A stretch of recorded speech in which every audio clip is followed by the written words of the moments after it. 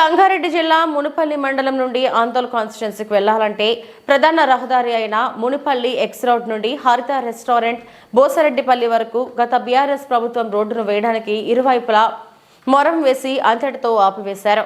వర్షం పడితే రోడ్డుపైన ఉన్న గుంతలు అన్నిటిలో నీరు నిండి ప్రమాదాలు జరుగుతున్నవి అని, దారి వెంట పోయే ప్రయాణికులు ఎక్కడ వెళ్లాలో తెలియక నీటి గుంతలో పడి ప్రమాదాలకు గురవుతున్నారని ప్రత్యక్ష సాక్షులు చెబుతున్నారు. గత ప్రభుత్వం బాగు చేయనందున వలన ఈ యొక్క ప్రభుత్వం అధికారులు స్థానిక వైద్య ఆరోగ్య శాఖ మంత్రివర్యులు దామోదర్ రాజనరసింహం చొరవ తీసుకుని ఈ యొక్క రోడ్డును బాగు చేయగలరని ప్రజలు కోరుకుంటున్నారు.